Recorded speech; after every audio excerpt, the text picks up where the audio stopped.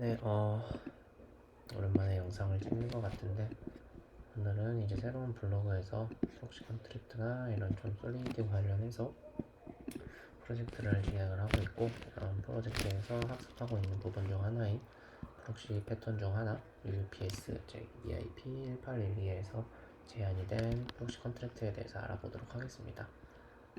이 해당 링크도 똑같이 블로그에 업로드를 하도록 하겠습니다.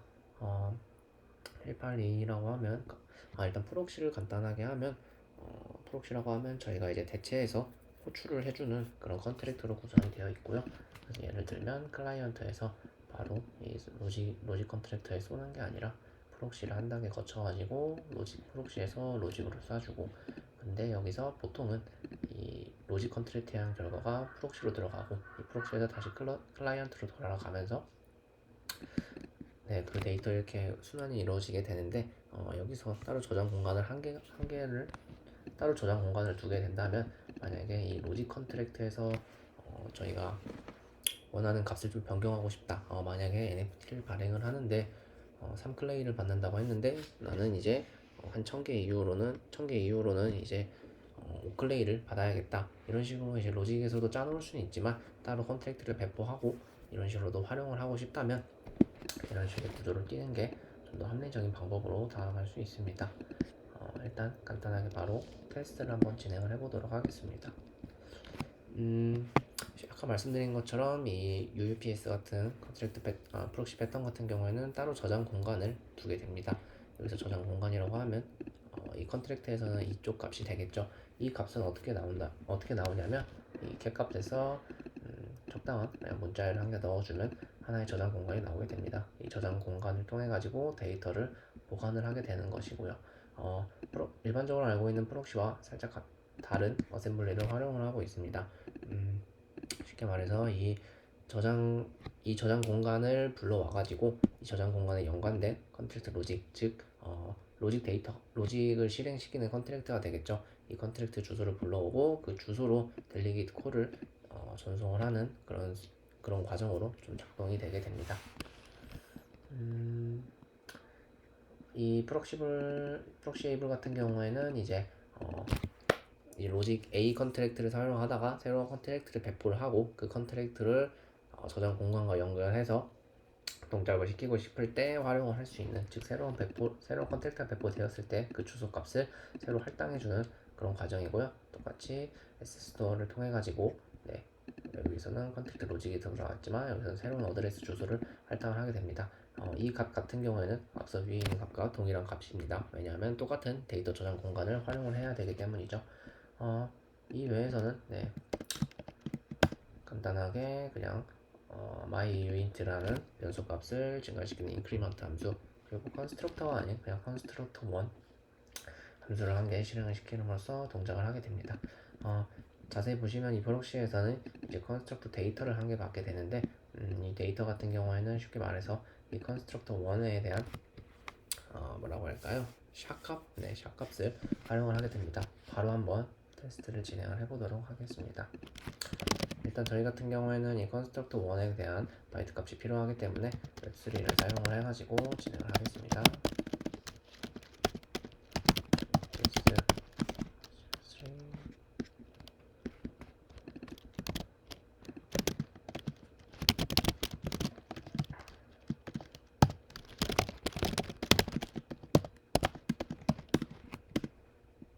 이렇게 하면 바이트 코드가 나오게 되고요. 그러면 바로 이제 배포를 진행을 하겠습니다. 미리 클레이 계정을 추가를 해놓았고요. 여기서 myFinalContract를 먼저 디플로이를 하게 되고요.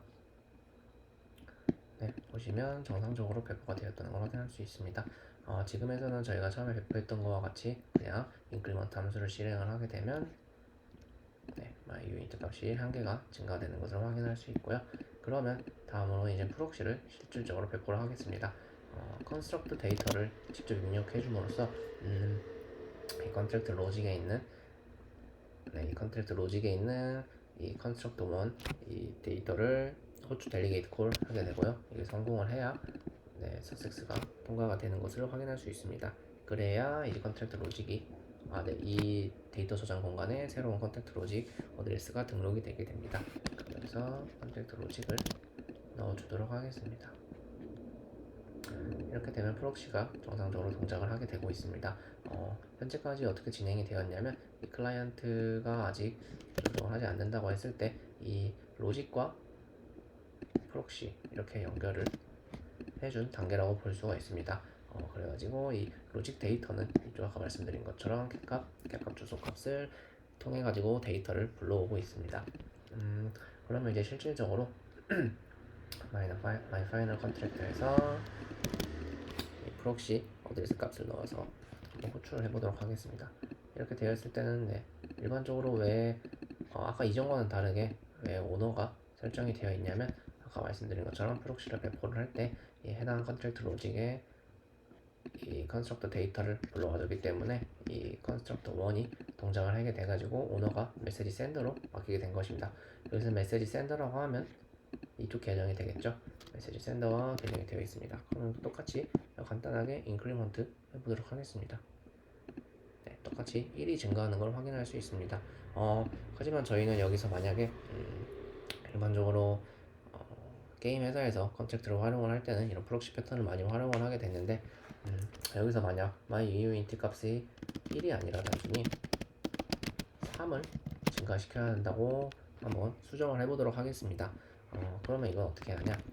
일단은 새로운 컨트랙트가 완성이 되어 있기 때문에 이 myFinal 컨트랙트를 다시 배포를 해주게 됩니다. myFinal 컨트랙트가 배포가 되었다는 걸 확인할 수 있죠. 이 컨트랙트 같은 경우에는 저장 공간을 따로 연결하지 않고 일단 일반적으로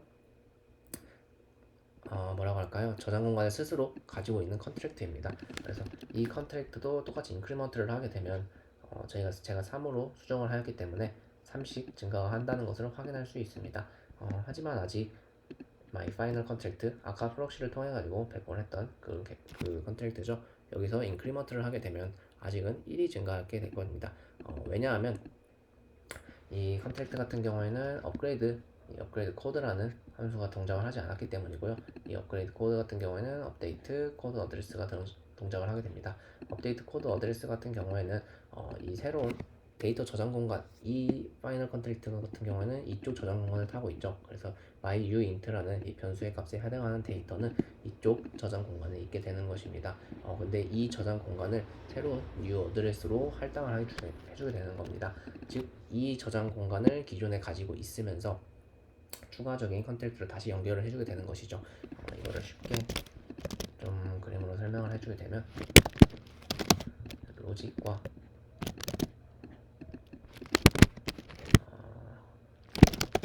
스토리지가 있게 됩니다. 이 스토리지 같은 경우에는 이쪽 캡값이 되겠고요.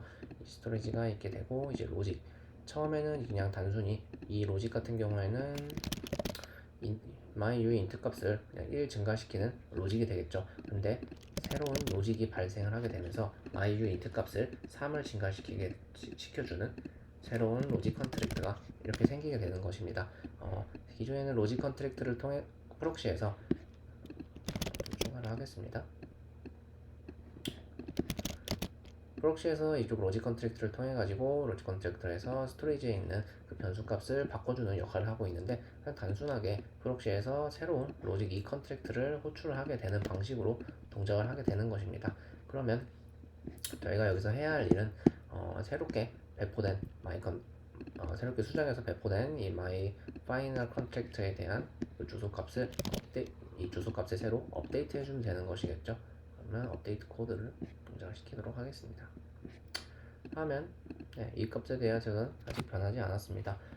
하지만 이 컨택트 같은 경우에는 인크리먼트 함수를 통하면 myUint 값이 한 개씩 증가하였지만 이제 새로운 주소값을 통해 가지고 myUint 값은 3개씩 증가하도록 설정을 하였기 때문에 이것을 눌러보게 되면 아까와 다르게 3이 증가한다는 것을 확인할 수 있죠. 그러면 다시 단순하게 한번 빼는 방법으로 한번 해보도록 하겠습니다. 다시 myUint 값을 빼는 컨트랙트를 배포를 하게 되고요. 그 다음에 이 컨트랙트를 다시 업데이트 코드를 통해 가지고 데이터 저장 공간과 연결을 해주게 됩니다. 그러면 이 값은 아직 오지만 인크리먼트를 누르게 되면 4로 수정이 되는 것을 확인할 수 있습니다. 하지만 여기서 저희가 굉장히 중요하게 생각해야 될 점은 이쪽 EIP 182 부분에서도 설명이 되어 있지만 아까 separating variable from logic이 저희가 한 행위죠. 이 부분에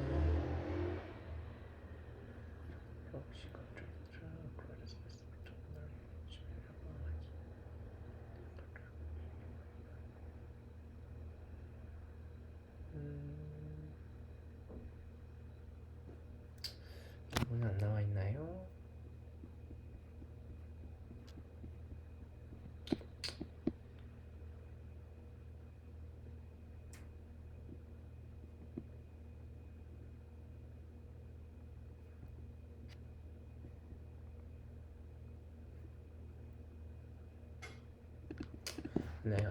안 나와 있는 것 같은데 이 부분에서 가장 중요한 점은 저희는 이 전역 변수를 삭제하거나 삭제해서는 안 된다는 그런 삭제해서는 안 됩니다. 쉽게 말해서 그냥 단순하게 이렇게 새로운 변수를 선언을 하고요.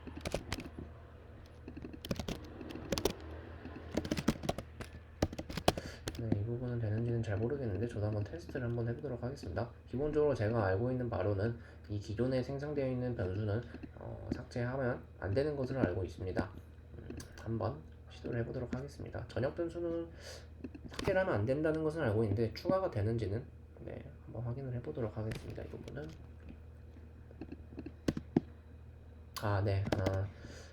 변수 값에 대해서는 추가가 안 됩니다. 안 되는 게 왜냐하면 데이터 저장 공간을 실질적으로 이 컨트랙트에서 활용을 하고 있는데 이 컨트랙트에서는 이 세컨드 유닛이라는 변수를 확인할 수 없죠. 왜냐면 새로운 계정을 연결한다고 해도 여기에 새로운 함수가 바로 추가되는 것도 아니고 그렇기 때문에 새로운 값은 확인을 안 되는 것으로 좀 예상이 되는데 이 부분은 제가 좀 더 추가적인 학습을 한 뒤에 좀 확실시되면 다시 또 블로그나 유튜브를 통해서 공유하도록 하겠습니다. 간단하게 프록시 컨트랙트에 대해서 알아보았고요. 감사합니다.